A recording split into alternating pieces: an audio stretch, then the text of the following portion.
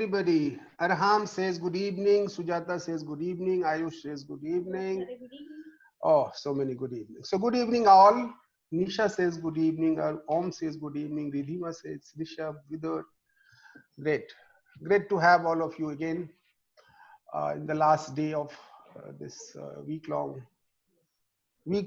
journey of arbitration. Um, Rahul talked about one link which he's going to share.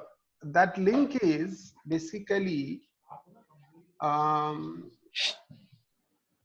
what I thought was, considering the interest of all the participants in arbitration, its various processes. I thought of creating a WhatsApp group of all the participants so that we can exchange our thoughts on arbitration and various aspects of it, latest developments on arbitration all across the globe. So I'll keep sharing my thoughts. I'll keep engaging everybody to the extent possible. So for that,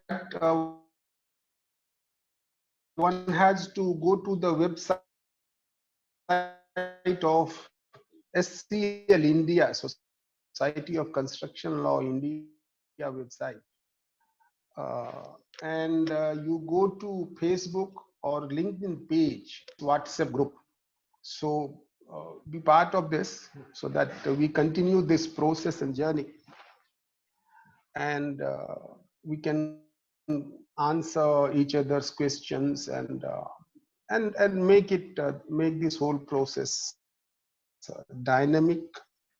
So that is the thought. There's another announcement I have to make. I did talk a bit about construction arbitration. Construction arbitration is most popular arbitration in India. 60% of big arbitrations in India are construction arbitrations. And that is one area which is very close to my heart. So as founder and chairman of Society of Construction Law India branch, I would be speaking on 2 days, on 16th and 17th of May at 5:30, again same time, 5:30 to 7, on dispute avoidance and resolution, construction arbitration, peculiarities of construction arbitration, and how to possess attributes as construction arbitration professionals. So that will be 2 days program. So I'll encourage all of you to try to be part of that. I'm sure you will be of some use to all of you. In fact, considering the interest of all the participants, I have decided to make this event of 7 days talk an annual event. And so we'll remain in touch with each other and try to have this on annual basis, yearly basis. So these were some of the announcements. Now, we were talking about cross-examination, and I forgot 2 things to mention to all of you. One thing is, during the course of arbitration, there is a process called process.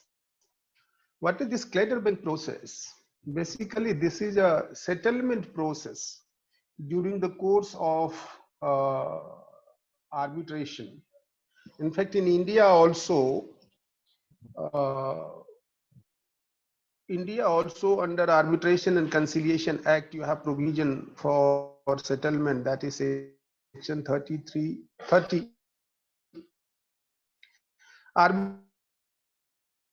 Arbitrators also encourage party to settle.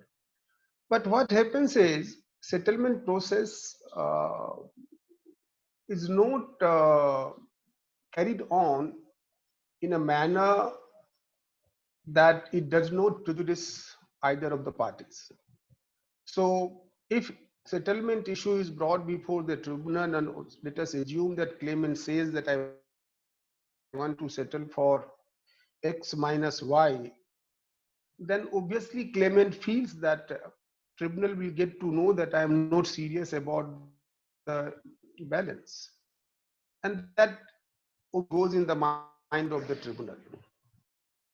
Similarly, if respondent comes down from its stated position, again it goes to the mind of the tribunal, and that really weighs with them while passing award also. So parties do not want to disclose the number, and ultimately settlement does not go through in the manner it should be. Though in section 31A of Arbitration and Conciliation Act, that is the provision and cost, which is based on international best practices, one of the aspects which is to be considered by the tribunals is if a reasonable offer was made to by one of the parties and that was not accepted by the another party, is closer to or lesser than the settlement amount, then it means that other party was dragged unnecessarily to the whole process of arbitration. Now, internationally, what happens is Cladderbank practice procedure is followed. Basically, Cladderbank comes from an English case that was Cladderbank versus Cladderbank. Now that is followed in international arbitration also. What happens in this is during the course, suppose parties are trying to settle with each other, it is not fructifying. Then party who wishes to settle at a particular amount, he will prepare uh, two envelopes, one for the tribunal, one for the other side. That will be sealed envelope. Those will be sealed envelopes. In the sealed envelopes, he writes his offer, settlement offer. Now, other side, the contesting party will open that sealed cover, and if he agrees with that number, he settles. Then proceeding comes to an end and gets terminated. Else, proceeding goes on. If other side doesn't agree with the number, then proceeding goes on. So far as the envelope which has given to the tribunal, tribunal members will not open that envelope till the time the award has been passed. Once award is passed, thereafter that envelope is opened, and tribunal will see what is the amount which was mentioned in that envelope. And if award mentioned is equal to or less than or close to the awarded sum, then cost for the period from the day when settlement was given will be on the head of the refusing party. In other words, if settlement was made and award has also come around that amount, or in fact around that amount, it means other side unreasonably refused to settle. So therefore, entire cost for the day of the settlement offer goes on the head of the refusing party. So that is one Cladderbank practice which somehow I missed in the last day talk. Another talk, another aspect which I had referred to, but I did not go into some detail of this, which I thought I should, is about the cost allocation in arbitration proceeding. Now, let us assume that there are the tribunal has decided to have hearing for a week. It's a week-long hearing. Now, how time is allocated? I had talked about how many hours remains for hearing and remains for the lawyers, but I had not talked about total cost allocation amongst the parties. So in international arbitration, generally, not in all cases, but generally, a process is adopted that is called chess clock method. In the chess clock method, what happens is both parties will be allocated equal amount of time, irrespective of the number of witnesses cited by both sides. And during the allocated time, it is for the lawyer concerned to use that time in the manner he decides this appropriate. So let us assume that he has to make opening, he has to cross-examine 5 witnesses, 4 witnesses, he has to make a closing statement. Now it is for him to rationalize the time and use the time in the manner he wants it appropriate. If he exhausts entire time in the cross-examination itself, then obviously he has consciously taken a decision to not use any time because he's left with no time to make a closing submission. Or if he exhausts entire time in cross-examination of only one witness, then again it is his decision. Uh, in fact, once I was doing one cross-exam, the hearing in this clock chess through this clock, this method, chess clock method, and I had devoted substantial amount of time allotted to me in cross-examining the main witness, star witness, we call it, and it was my conscious decision because everything revolved around his testimony. And chess clock method is an important method because then what happens is every second counts. So what you should do is lawyers should have somebody as a timekeeper, and you should have proper strategy in place how you want to use your time. Suppose you want to give 25% time to one, 25% to another, and whatever, then you should have somebody to who should keep reminding you. In fact, whenever you have chess clock method process, I always say if you are in chess, but I know, and people who have done chess clock method hearing know how every second matters. So if you know the washroom, at least the time, you know how much time it takes, and then you can really go for your proper time management. So these were two aspects I thought I must discuss with you before I start with the go on with the cross examination. Purpose of cross examination we had discussed. I had also discussed earlier in earlier talks that in civil law jurisdiction, uh, the they believe in documentary evidence. They do not prefer to go for oral testimony because somehow they think that oral testimony is always biased in favor of the party who introduces the witnesses. In fact, in civil law countries, the parties are not allowed to depose. Unlike uh, Cladderbank, Cladderbank, Cladderbank. Somebody asked a question.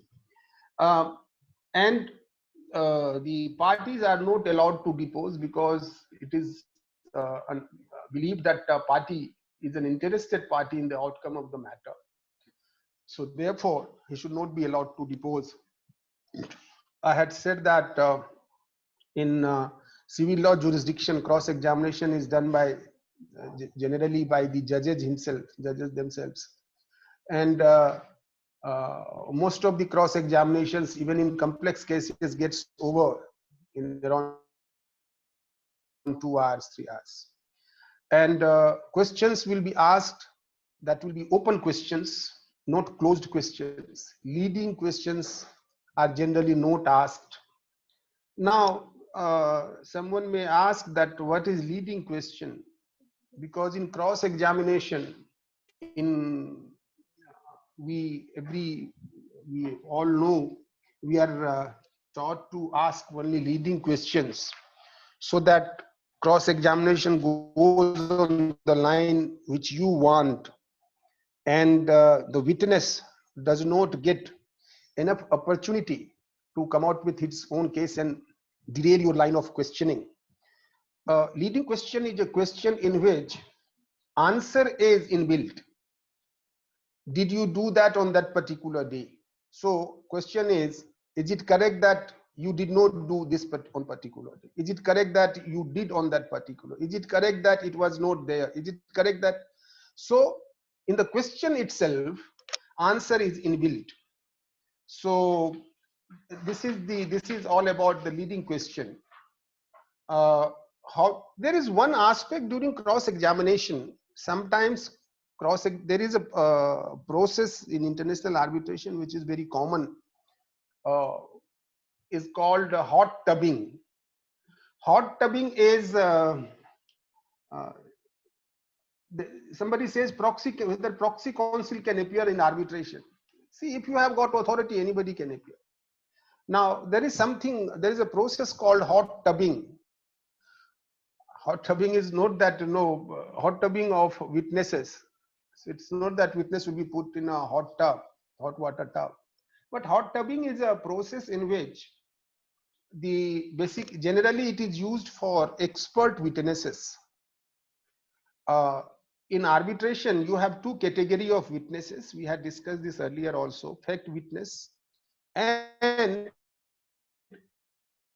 expert witness. Expert witnesses are the people who are experts in a particular aspect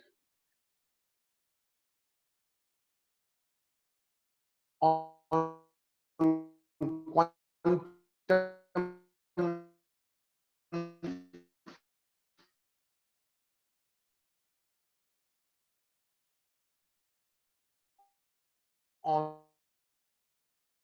delay, on questioning of all the experts together. So that process is called hot tubbing. But I must caution this: hot tubbing is a process which can be conducted only by very experienced arbitrators. So therefore, everybody should not attempt. In that case, you should leave it to the opposing counsels who will cross-examine the witness of the other side. And as an arbitrator, if you seek clarification, if you have any question, you can obviously put your questions, because cross-examination can be done by the other side lawyer. That is right. But tribunal can also put tribunal questions. It is called tribunal question. So tribunal can also ask questions. Tribunal can also seek clarifications. And that is very common. Not very common, but it is something which happens. Now, how to prepare for cross examination is something we must talk about in few sentences. uh, you must have mastery of facts, mastery of law. Your case theory, which we talked about in great detail, will help you here, and understand what you want. Now, what are the purposes of cross examination? We discussed that you demolish the case of other side and you try to prove your case through the mouth of witnesses. Sometimes you also want to elicit certain informations which are not part of the record so far, and which is otherwise important for your matter. So that is another important thing. Yet another important aspect is sometimes you want to educate the tribunal with the facts of the case, relevant facts of the case.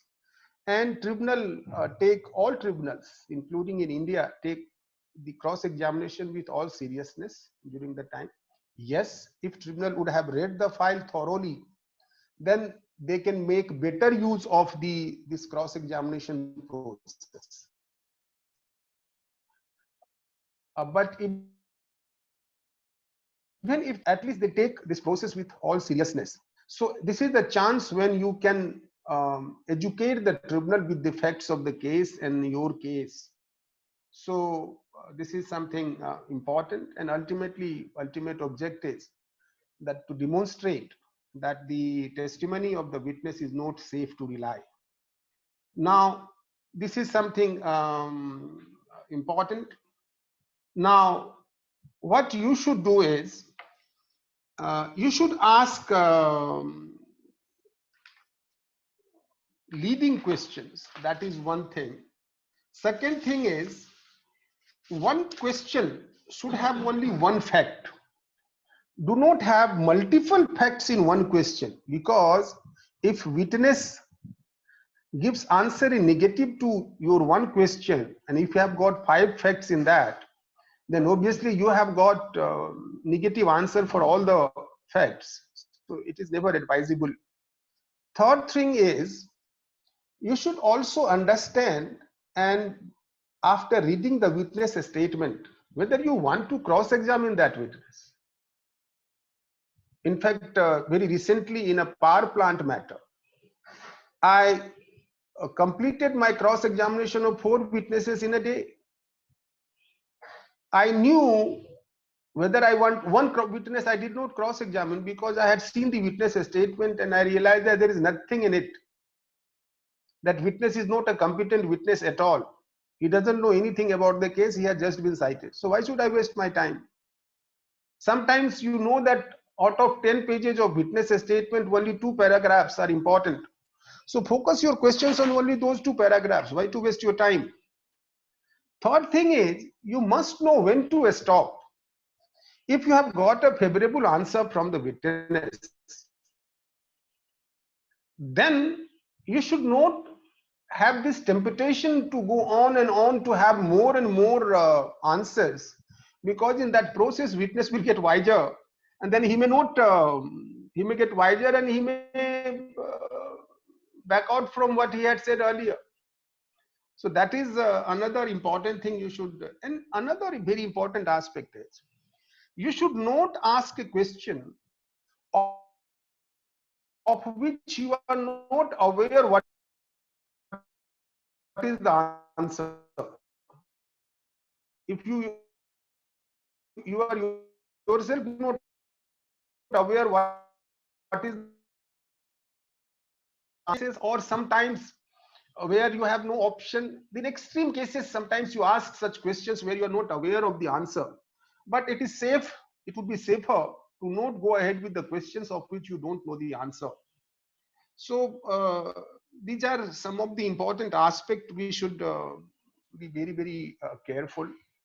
While putting the question, you should try to take the witness along. And one thumb rule is that your cross-examination should start with those aspects where you know that you are very good, very strong, and you can demolish the witness. And you should close your cross-examination again with those aspects where you are again very confident and you can demolish the witness. And the loose aspects which are not very favorable to you, let them come in between. So that should be your strategy. But try to be polite to the witness, and so that witness is comfortable with you. But sometimes what happens is witness will be very intimidating towards you. And in fact, sometimes this is part of guerrilla tactics, which is unethical practice adopted by some lawyers in some jurisdictions and sometimes in some jurisdiction. In fact, I was doing one cross-examination in London. Now the witness was, I am 6 feet tall. That witness was 6.5 and double the size of mine. And when I sat to cross-examine him, he was staring at me as if he will kill me. I had gone with polite questions. I had thought that I'll start the way I should. That is the normal practice, that start with questions where you're polite with the witness and take them along. I changed my strategy and I came with the tough questions. I started with the very tough question.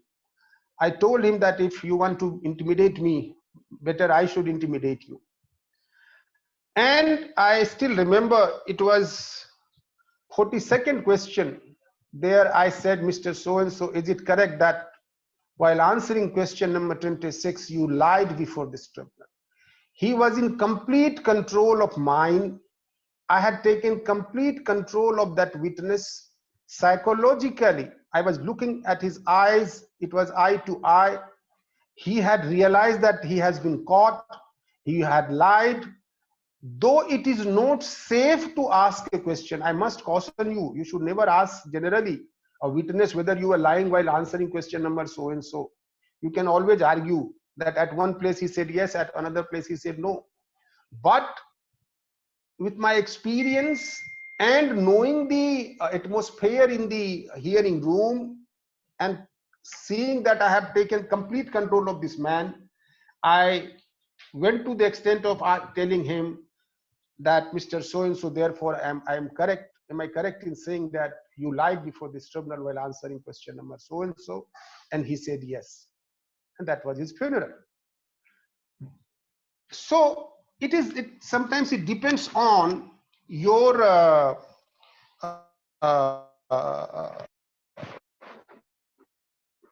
circumstances in you should be relaxed, friendly. These are some of the tips. Something which I wanted to share with you about objections during cross examinations. Now, what are the objections you can raise or other side can raise when you are cross examining? One thing is, if you are asking irrelevant question, then obviously objection would be to your cross examination on the ground that question is irrelevant. This has got no relevance in the eyes, sorry, for the case. Obviously, if you think that no, it has got relevance, but I want it for a purpose, then in that case you should ask the tribunal to direct the witness to go out of the room, and you can explain to the tribunal why you want that question, which has been cited as a witness, and there is one finance guy who has been cited as a witness, and your question is related to finance issues. So lawyer will say, or that this is a question lawyer can ask from the finance guy, and it is beyond the scope of the witness statement of the marketing witness. So that is again sustained by the tribunal. Sometimes the cross examiner asks a question without asking the foundational question. Now suppose a question is, what did you see on the particular day, or what did you observe in the meeting on such and such date? Now other side may object to this question by saying, in that meeting or not? I'm just giving you one very basic example. So that is one objection which is generally raised, and you should be careful with that. Sometimes questions are very argumentative, or sometimes questions are on opinion. What is your opinion on this topic? Now, opinion questions are generally asked from expert witnesses who claim to be expert in a particular field or subject. Opinion questions are not asked from fact witnesses. Fact witnesses should be asked a question which is related to facts of the case, what he saw, what he did, what he observed, what he smelled. So these are the questions which are asked from a fact witness. And opinion questions are put to expert witnesses. So that is one thing. Sometimes people ask speculative questions which should not be asked, and then again you will have objection to it. So you should also be careful with that. There are some examples, not very common, where cross-examiner will misstate the facts. His question is based on wrong evidence. Evidence says something else, but he frames a question as if evidence is something else. So again, the question itself is based on which is against the evidence of the case. So these are certain things which you should keep in mind. And when you prepare your witness, what should you ask your witness to be careful about? First thing, people who understand Hindi will understand. I always tell the witnesses where I have opportunity to sit with a witness in Hindi, the ज़्यादा मुंह खोलोगे तो मक्खी जाएगी. Now, if you open your mouth too much, you will have flies inside your mouth. So be careful. Speak only what is asked for, until unless you want to add something to the question, your answer. So that goes in the form of volunteered by the witness. And witness should not be argumentative. Then he invites unnecessarily various questions, and where then, in fact, effort of the witness should be that he should minimize the questions which are being put to him.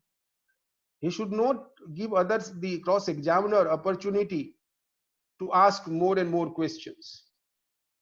And sometimes I have seen that the witnesses think that the cross-examiner is the enemy, maybe because they would not have had the opportunity to be cited as witnesses in other cases, or because the cross-examiner asks inconvenient questions. So the witnesses should not treat them as enemy. They are lawyers. They are just doing their job. And if you start treating him as your enemy, then you unnecessarily create anxiety for yourself, stress for yourself. So you should never be agitated during your cross-examination.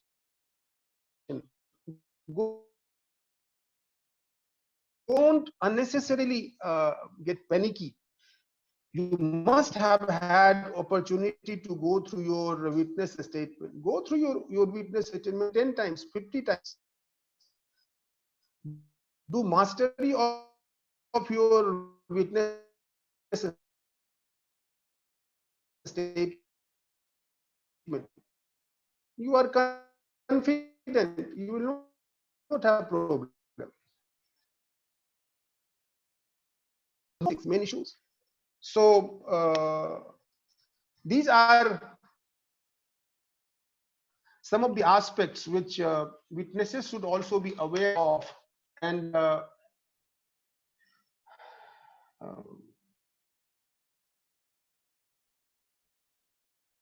these are some of the aspects of cross-examination. As I said, you should be aware of the theories. You should start following seniors, prepare the case, know the facts, go to court or go to arbitration, see your seniors doing the cross-examination. And slowly you will learn. And provided your theories are very clear in your mind.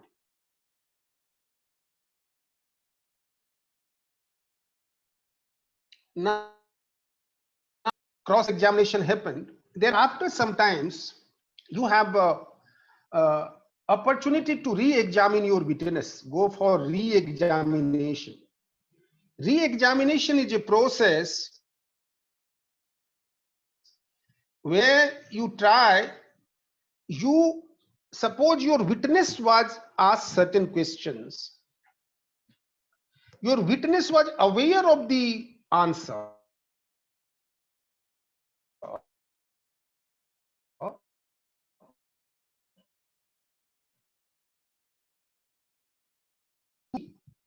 or he said something which is not very clear which he wanted to say, and you think that it is going to damage your case, then in order to remedy that damage, you can ask your own witness, you can cross-examine your own witness, and that is called re-examination.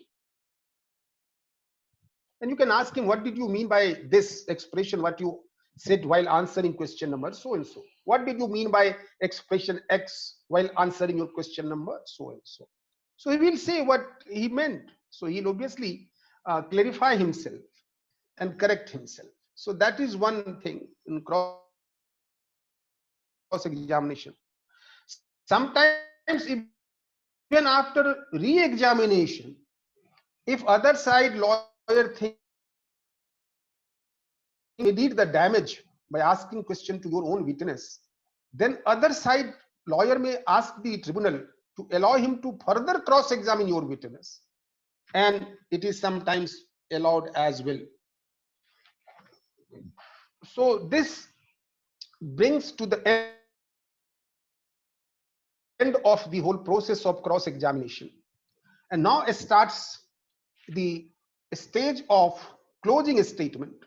Now, closing statement is something like oral arguments which we do here in courts and in arbitration, where you argue law as well. In international arbitration, first of all, you have to decide whether you want to have closing statement, or you think that your written statements, witness statement, and witnesses and the answers of your witnesses are good enough, and you would be happy with the post hearing brief written arguments, then you may decide to not go for this. But if you want to go for this, basically you tie the whole thing together, and you bring everything together, and you say that this was my case, this is how I pleaded, this is how my witnesses came in the witness box, they said in their witness statement, and my witnesses stood with their testimony, they have not been shaken, and on this legal issues are A, B, C, E, and these are the authorities, these are the literatures. One thing is of importance for all of you to know: people in civil law jurisdiction, they do not go by precedents. So for them, case laws are not significant. However, what is significant for them is the scholarly literature, books, articles written by various jurists and authors. Though there is increasing use of precedents in civil law jurisdiction also these days, like in common law jurisdictions, we have started using the scholarly articles and literature on law. So that is something I thought I must share with you. Now, as I have said, that during your arguments, oral submissions, you should not do gesturing and all, which we sometimes do in courts. That is not taken kindly by the tribunals. And you have always, you have enough. They are very mature people. They know whether you are reasonable before the tribunal or not. Be brief, speak to the point, so that speak till the time tribunal is with you and tribunal has all the interest in your arguments. So these are some important aspects, and thereafter a stage comes for post-hearing briefs.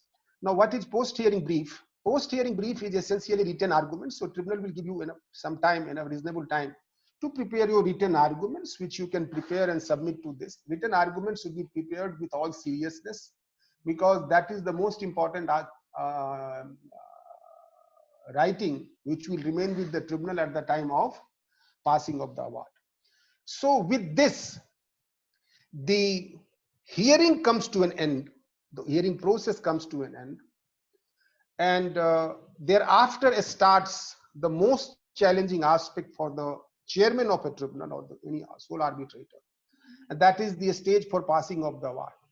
But in the three-member tribunal, the biggest challenge comes for the chairman, where now he has to take his two co-arbitrators along, and which is generally not an easy thing to do. So as a chairman, you have to be patient. You should listen to your both co-arbitrators. You should give due respect to your both co-arbitrators. In fact, you should try to allocate the work if anybody is willing to take the work. If both co-arbitrators are willing to write, give both of them to write. If you can do, you can truncate the whole thing. You can say that on issues number A, B, C, D, E, one will write, issues on so and so, other will write. Sometimes you have technical person in your tribunal. So on technical issues, you can request the technical co-arbitrator to write his opinion. But you should be careful enough to not disclose your mind very early, because what happens sometimes, there are certain instances globally where one of the co-arbitrators will leak this to the party, and before award is passed, that party may start creating problem for the tribunal in different ways. So that is one thing you should be cautious about. So these are some of the things. Deliberation is something which one learns with experience. For deliberation, chairman should first lay the roadmap.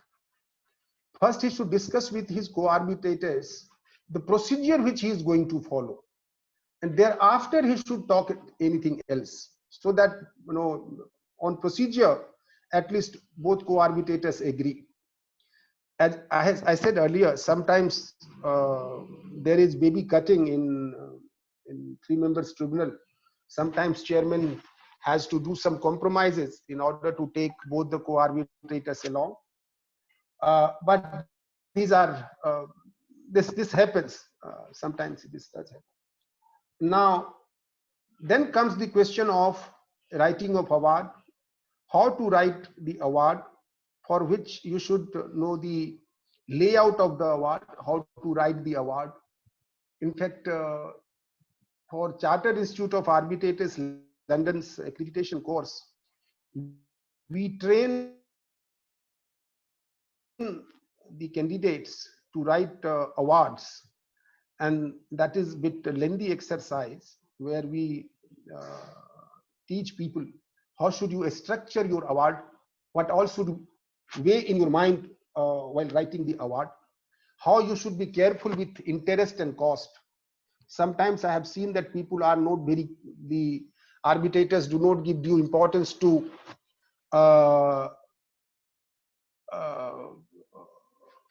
with the interest and cost, which is very substantial sometimes in certain cases.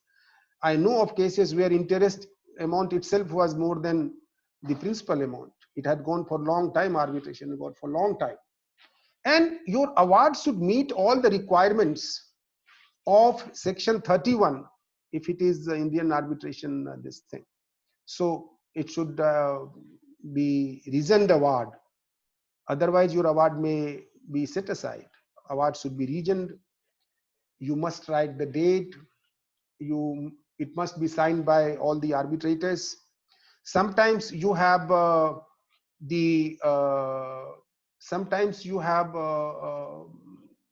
division amongst the arbitrators, and one arbitrator may like to write dissenting award. So dissenting award can be written separately, or it can be clubbed with the award written by the majority. And however, as per law in every jurisdiction, majority award is essentially the award. So these are some of the aspects. In international arbitration, format of award is very important. So on the first page of award, you have to write under which rule you are writing this award.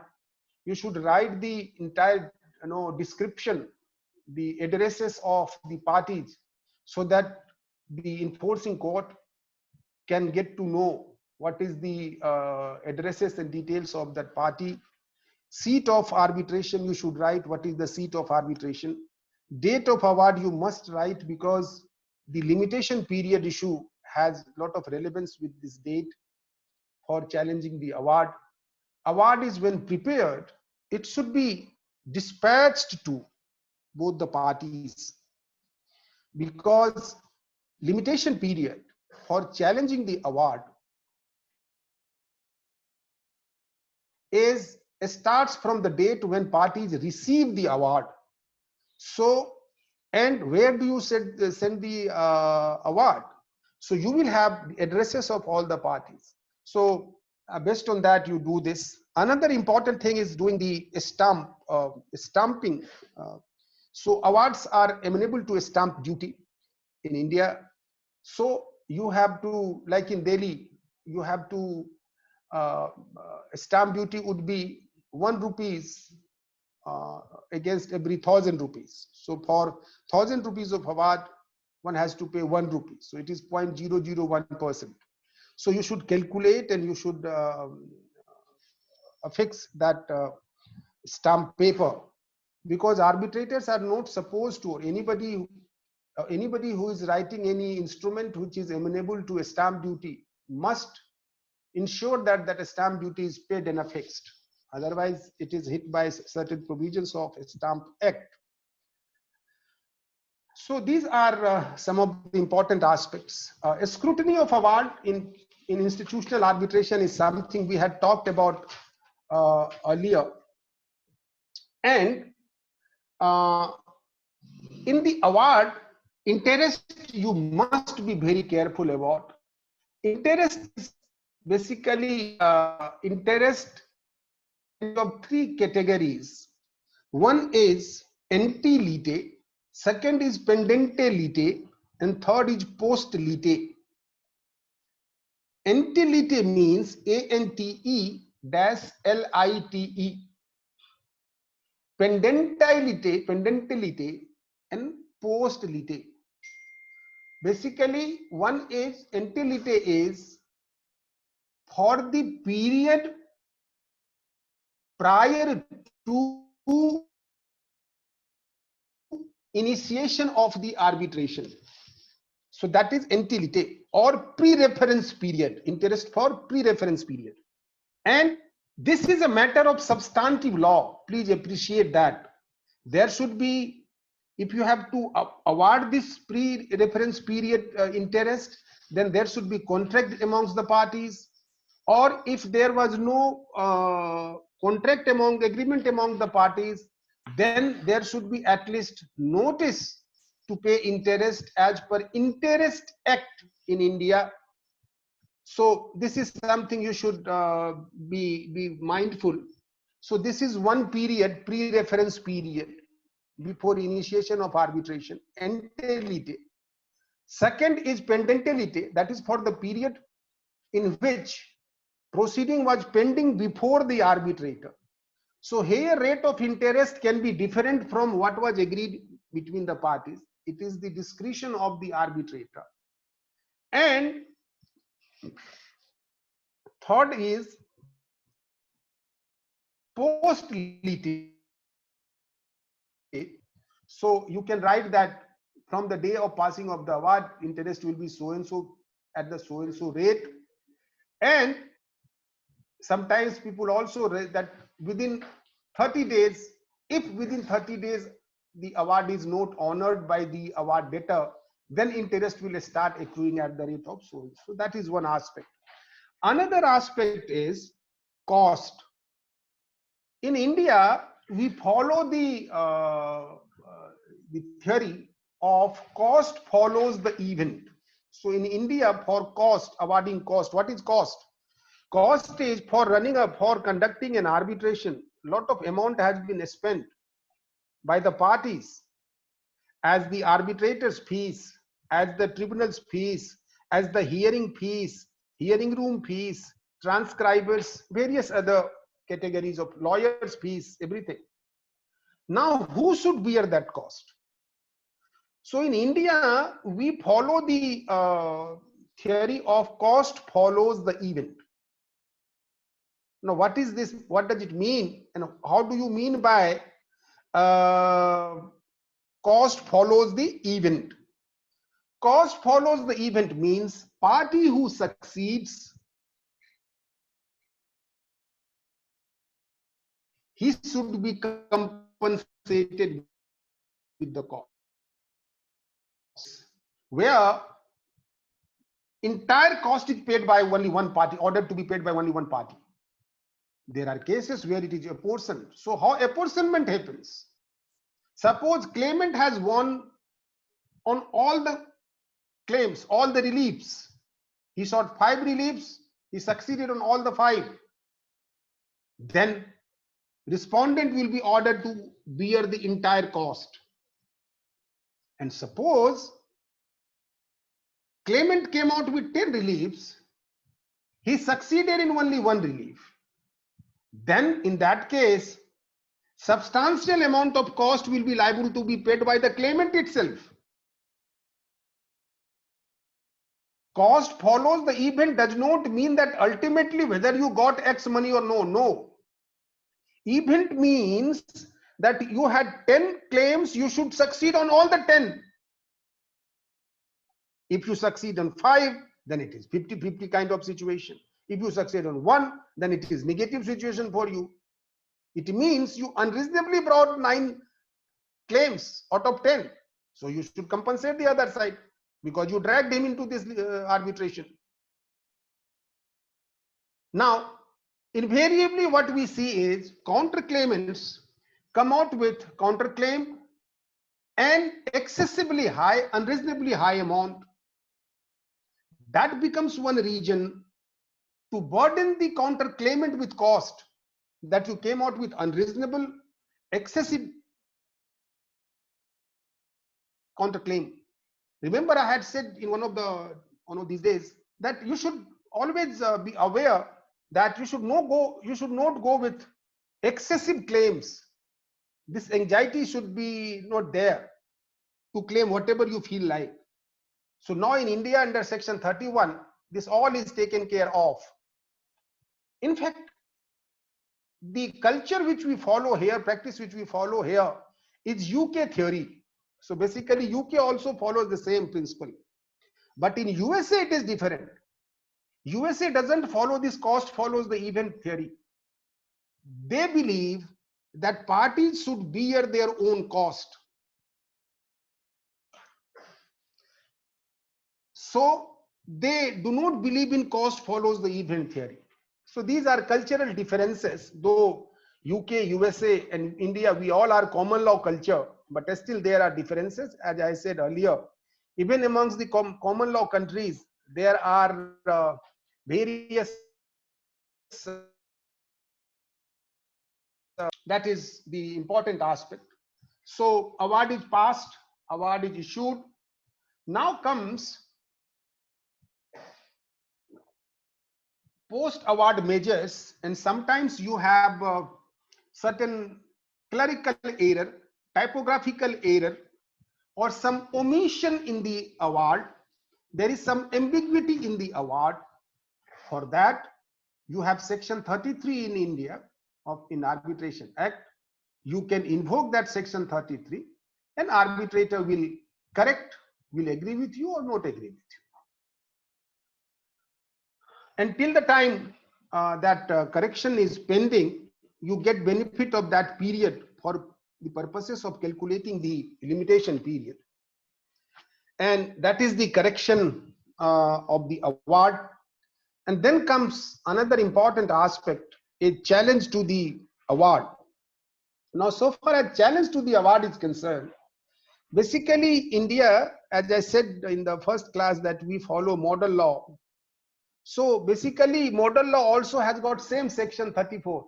So there they have article 34, and here we have got section 34 for setting aside of award or annulment of award or vacation of award. These are the expressions which are used interchangeably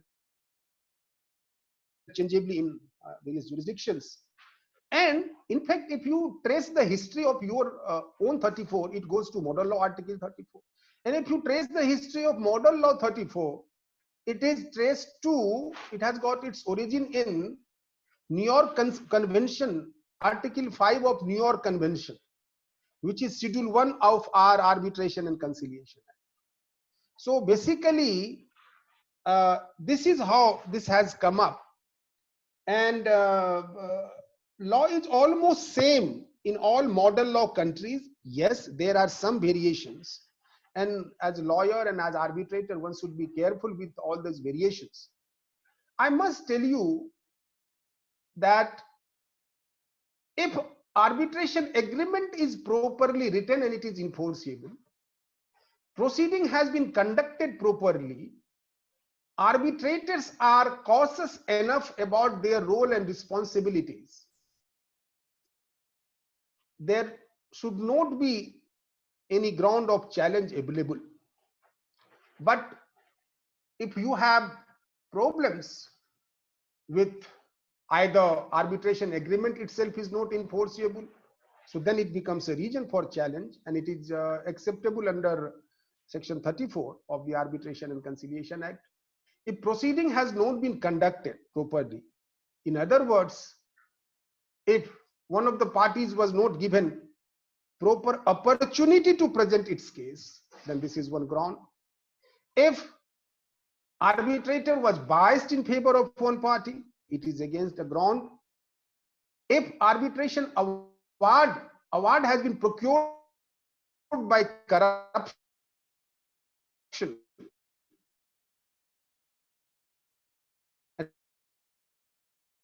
fraud. Corruption is, suppose arbitrator has been bribed in whatever way. Fraud can also mean that suppose one of the parties to the arbitration forged a document and evidence, and that evidence, that exhibit was vital for passing of award in his favor, and subsequently it is found that this award was obtained by playing fraud upon the tribunal by fabricating the document, then this is another ground for this thing, for challenge of award. Now, if while invoking the arbitration, if notice was not issued to the other side, this is one ground. If notice of initiation and conduct of arbitration proceeding itself has not been given to one party, that is one ground. So if arbitration agreement is not enforceable, it is ground of challenge. If arbitration has been invoked but notice has not been given, information has not been given to other side, it is ground of challenge. If proceeding has been commenced by the arbitration tribunal without informing the other side, it is ground of challenge. If arbitrator is biased, proceeding has not been conducted properly, the parties have not been given sufficient opportunity, if arbitrators were biased, these are the grounds of challenge. And another ground of challenge, and most important ground, actually Section 34, if you see, and since I have some time, I would like to read Section 34. This is the only section I would like to read during all 7 days, because this may be of some relevance for all of you. The grounds given are exhaustive, exclusive. It is not inclusive. You cannot say or other grounds or any other ground or ground similar to what is written in this. No. So the grounds which are mentioned in your act are the only grounds on which award can be challenged. And most contentious ground on which our courts, and particularly Supreme Court, had passed many judgments, and we have had judgments which were not agreed with by subsequent judgments, and there were some judgments which created some problem for a good number of years for this arbitration as a process. So question today is that how you run the whole process is the key. If process has been conducted properly, all important aspects which I just mentioned were kept in mind properly, then there is no question why award will be challenged, and why, even if challenged, why court will set aside the award. Now, certain things. Section 34, and if you have got arbitration conciliation with you, act with you, you can take out that.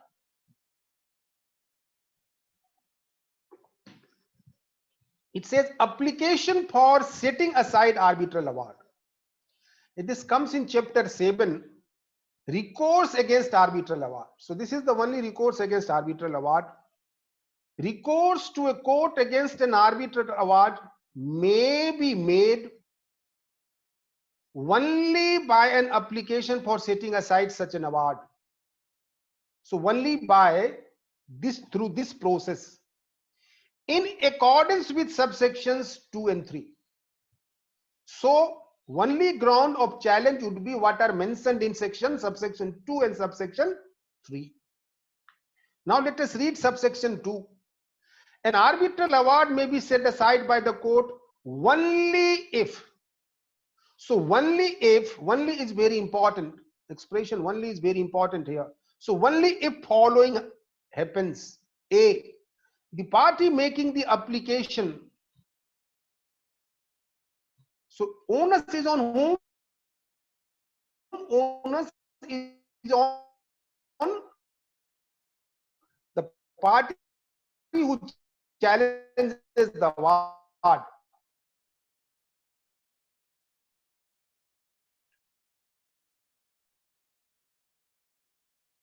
Fraud or corruption.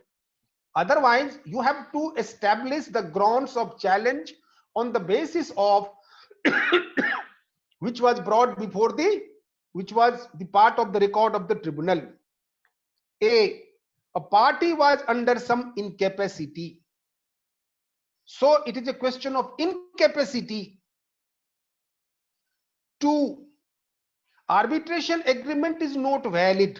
So enforceability of the arbitration agreement. 3, party making the application was not given proper notice of the appointment of the arbitrator. In fact, I have one case pending in Honorable Supreme Court where I am raising my ground on this. Or of the arbitral proceeding. So notice was not given of the arbitral proceeding. Or was otherwise unable to present its case. So inability to present your case. 4, the tribunal deals with dispute not contemplated by or not falling within the terms of the submission to agreement. So the award deals with something which was not required to be decided. So this is a ground.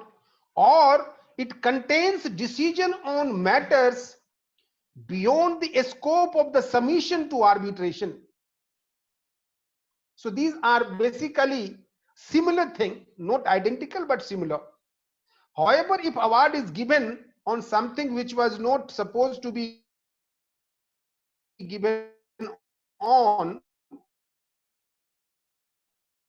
and if it is separate,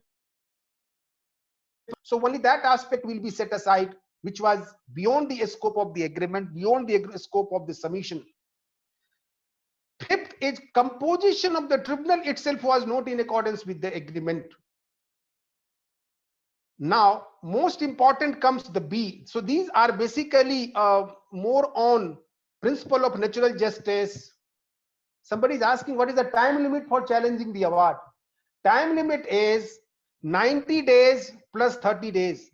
So the day you receive the award, within 90 days thereof, you have to challenge the award. And in exceptional circumstances, you will be given grace of another 30 days.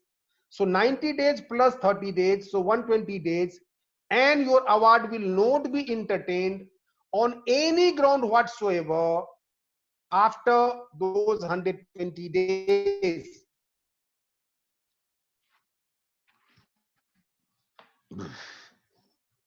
Now, B is very important, 34 to B. The court finds that subject matter of the dispute is not capable of settlement by arbitration under the law for the time being in force. So we discussed about arbitrability of disputes. There are certain disputes which are not arbitrable. We talked about disputes which are exclusively to be exclusively adjudicated by some tribunals, by some court, like disputes for which you have a work tribunal. You cannot bring this to the arbitration tribunal. Suppose I said that you have madhyastam adhiniyam, the work contract statutory tribunals. Those disputes cannot be brought. You have Sarfasi Act. You have so there are various acts. And section 34 2b 2 Roman 2 is the bone of contention generally in every case. The court finds that the arbitral prior to 2015 amendment, particularly in ONGC versus Saw Pipes case, and thereafter, there was line of judgment. You had ONGC versus Western Gecko, and then you had various other judgments, which gave very expensive and very open-ended interpretation to this public policy, and that was sought to be corrected by the Justice A.P. Shah led the Law Commission's report, which says that all the judgments were problems for the efficient conduct of arbitration in India. So they restricted the scope of challenge on the ground of public policy. Now, if you come to this, again, the arbitral tribunal is in conflict with public policy. Now, in 2015, explanation is brought by way of amendment, and it says, for the avoidance of any doubt, it is clarified that an award is in conflict with public policy only if. So what do you mean by public policy has also been explained properly. One, the making of award was induced or affected by fraud or corruption.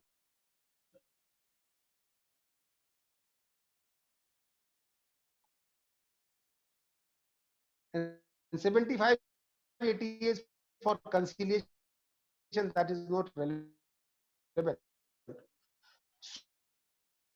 So, fundamental policy of Indian law, not all laws. If it is against law A, law B, certain provisions of law, not proper application of law, that is not the region, but it should be against the fundamental policy of Indian law. Suppose there is an award on gambling. Gambling is against public policy. Indian law doesn't recognize gambling. So it is bad against law. So fundamental policy is a very, very high threshold which a party has to meet if he has to establish for challenge of art, and for that you need to read some two judgments which I am going to refer. Now there is explanation 2. For the avoidance of doubt, the test as to whether there is a contravention with the fundamental policy of Indian law shall not entail a review on the merits of the dispute. So it is not that you have to go through every aspect of answer that award is against fundamental policy of Indian law. It should be on the face of the record, it should be writ large that this award, we cannot have this award imposed in India. So that is the region. And explanation 2, we have another explanation. Without prejudice to generality of subclause 2, it is hereby declared for the avoidance of any doubt that an award is in conflict with public policy of India if the making of award was induced by fraud or corruption or so and so. And 2A, which is again brought by the 2015, arising out of arbitrations other than international commercial arbitration may also be set aside by the court if the court finds that the award is vitiated by patent illegality appearing on the face of the award, patent illegality, which is going to really shake the conscience of the court. Again, here we have proviso which says an award shall be not set aside merely on the ground of erroneous application of law or by reappreciation of evidence. I know this section 34, so far as 34(2)(a) is concerned, you will not have any problem in understanding. It is very simple English. Regions we have just discussed. But when it comes to 34(2)(b) and particularly issue of public policy, then one has some problem. And this is something you get to learn better and better with the experience. And I'll suggest you to read two judgments. Don't confuse yourself with too many judgments. Two judgments. In fact, one judgment is 94 Supreme Court Renu Sagar versus GE Electricals. So that is one judgment which was about the enforcement of a foreign award. And latest judgment is of Sangyong versus NHAI, double SANG. I had in fact talked about this. Sangyong versus NHAI. These two judgments, in fact, Sangyong talks about Renu Sagar, talks about all earlier judgments which had created problem. It talks about the Law Commission's report. It talks about the law in other jurisdictions. It talks about nature of some big arbitration jurists, and then it comes out with its own conclusion. It requires some detailed deliberation where one has to understand and keep one fact of one case. So when you read Sangyong, you will get to know why how in that case that award was set aside. So this is about challenge to the award. This comes with experience. And if you ask me, this whole notion, the public policy issue is also judge specific. It depends on judge to judge. A particular thing, see, imagine Sangyong, single judge did not set aside the award. Division bench did not set aside the award, but Supreme Court sets aside the award. So it is again the understanding and notion of the judge concerned. That is something very, very important aspect we should keep in mind. And please appreciate, this patent illegality plea will not be available when a foreign award has been brought for enforcement, because after this challenge issue, now let us go ahead with the another process. That award was challenged, but it was not set aside, it was upheld. What happens then? Once it has been upheld, then award is enforceable as a decree of the court. And how do you enforce that? You take your award to the execution court in India, and the executing court where the assets of the judgment debtor is lying, that court will attach the property, sell the property, and the procedures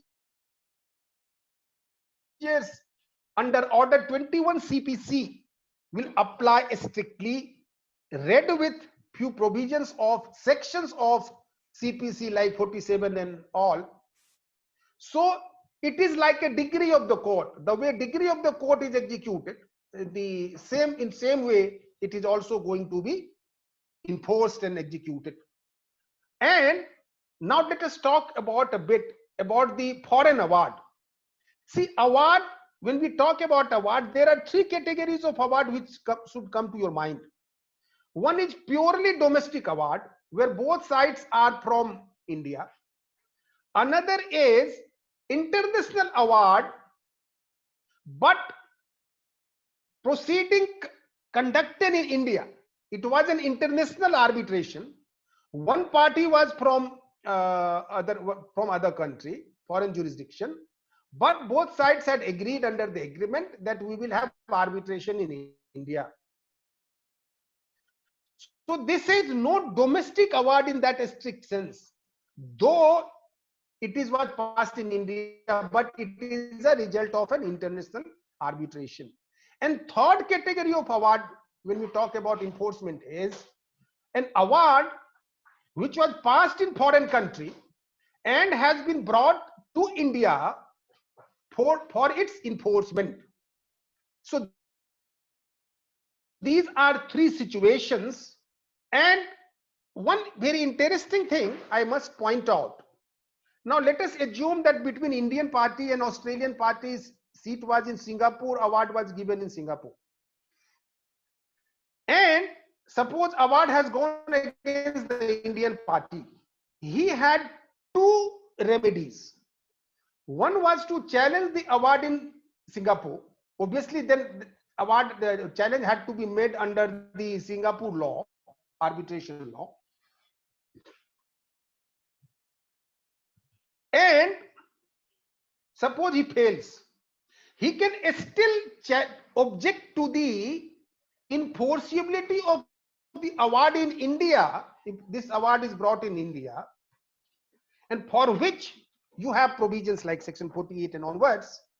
So here you can argue still, even if your challenge to the award was set aside, or to set aside the award was not accepted by the Singapore court, in India you can still argue all the grounds which are Article 5 grounds of New York Convention, and you can say that this award is against public policy of India. When you challenge this award in Singapore, you were arguing that that award is against the public policy of Singapore. Now here you can challenge award on all the grounds which you are available under Part 2, under the New York Convention, including award being public policy. Like I'm arguing one matter in Delhi High Court, where award was passed in Hong Kong. The governing law was of Australia, and I have challenged this award. So in this case, that case, there was a tactical decision to not challenge the award in Hong Kong. However, we thought of only challenging and objecting to the enforcement in Indian court. So this is a tactical choice you have to make, whether you want to challenge the award and also you want to challenge the enforceability, or you want to do only challenge the enforceability. So that is one thing which was important. And with this, the enforcement issue, I have tried to cover as much I could. And now, last thing which I had told in earlier this thing also, how to become an arbitrator, how to get assignments. I had talked about this in some detail earlier. I'll also give you some thoughts on that. Natural progression, I had said, what should be the natural progression? Wherever you start following this. If you are a young lawyer, start going to trial courts, start working with arbitration lawyers, start going to court as well. Slowly you will start getting assignment as domestic arbitration arbitrator, start pursuing international arbitration, start acting as international arbitration lawyer, and then time will come when you will get the position as international arbitrator as well. So this is how you can do this. In arbitration now, we are in the era of specialization. So you have, as I said, construction arbitration, most popular arbitration. You have maritime arbitration, you have securities arbitration, you have merger acquisition arbitration, you have IPR disputes also. In fact, you have human rights arbitration now. So many kind of disputes are being arbitrated. You have investment arbitration.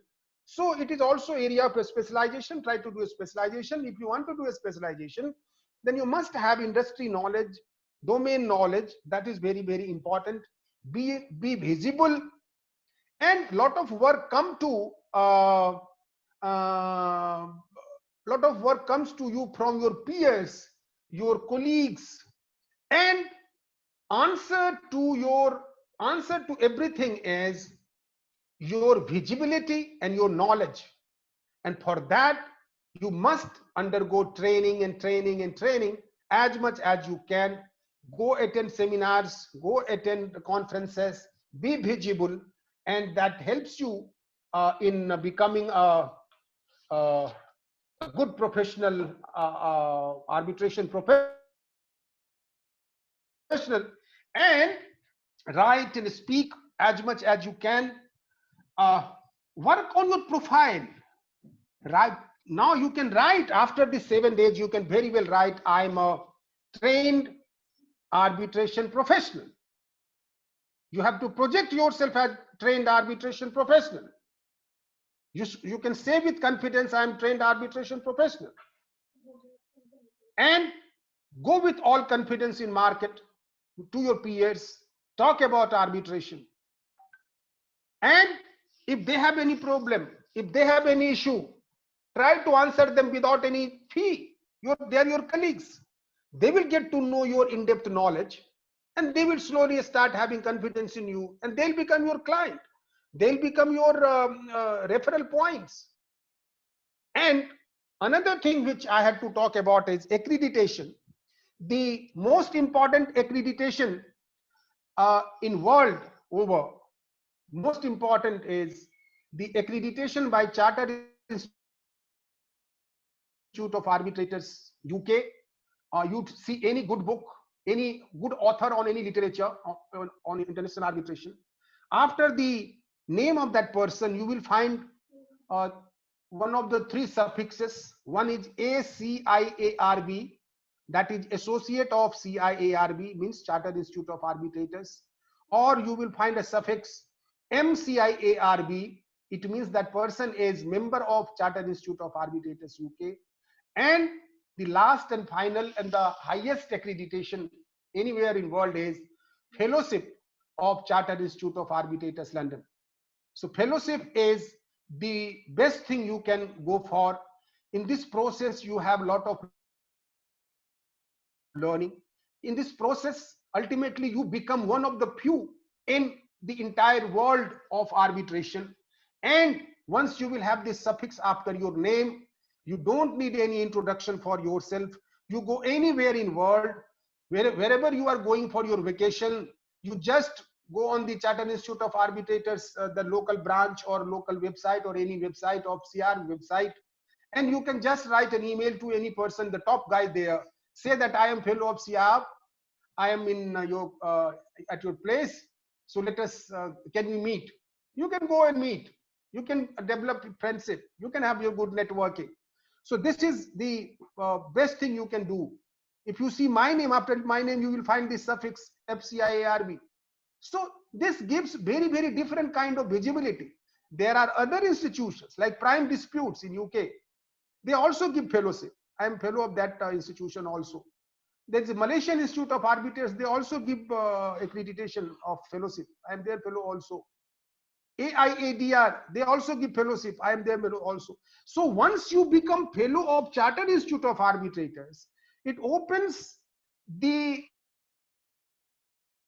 gates, lot of gates for you. In fact, it is one of the eligibility criteria for your empanelment as arbitrator in many international arbitration institutions, which is otherwise like getting God. So with this, you are really going to have become member of various institutions, become member of, in fact, in India, I conduct that CIAB in northern India. I have been in Delhi, I have been conducting this CIAB accreditation program, and there are many in this webinar, they have undergone training program, which I have conducted. And again, after this situation gets normal, I'm going to start various levels of training program, which you can look at, be part of this WhatsApp group. And from today onwards, you all are trained in arbitration professional. You can write after your name, I am a trained arbitration professional, certified arbitration professional. I'm arbitrator, I'm lawyer. All the best, all of you, and wish all of you successful arbitration journey ahead in your life. Thank you very much. I think on that note, we can end our week-long session, week-long series on arbitration and learning arbitration from Ratan sir directly. I thank everyone for participating and joining us, and I thank Ratan sir for his valuable experience sharing with us, and also his time. Thank you so much, Ratan sir, for everything. Thank you so much for your time. Thank you, Rahul. Thank you. And when are you going to issue certificates to everybody? Sir, it will not take more than 2 to 3 days. I think great. the team can start from today or by tomorrow morning. So everyone will be getting the certificate, and we have planned out everything. Yeah, you have to ensure that everybody gets the certificate. Yes, sir. Yes, sir. Definitely, sir. We all have worked hard for all the 7 days. We all have given 1.5 hours every day. Yes, it's sir. a big deal. So let us have certificate in our hands. Yeah. Sure, sir. There will be no complaint from the organizer side in that regard. Great. Thank you, everyone. Says 100 out of 100. Oh, Sumit Kansal says 100 out of 100, sir. One of the best things during the pandemic, somebody says, thank you, sir. One of my best learning experiences. Thank you very much. I'm very glad. Right from interning under your guidance, and today, series has been one of the best things. Oh my God. One of the best learning experience. A lot of nice things I'm getting to hear. Good. So thank you, everybody. Thank you being so patient with us, and hope that these 7 days help all of us in pursuing our career in arbitration as a confident arbitration professional. And we'll remain in touch and take this togetherness and this association forward. And we will always also have try to have similar programs. Rahul, I talked to Rahul before we started the program, and we will plan to have similar program next year as well. We'll make it a yearly event.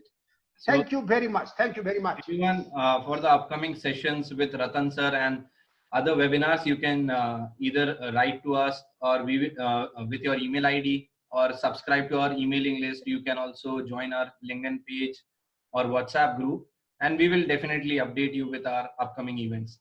So once again, thank you everyone for joining in and giving your time. And thank you, Ratan sir, for giving your experience and knowledge to us. Thank you very much, sir. Thank you very much.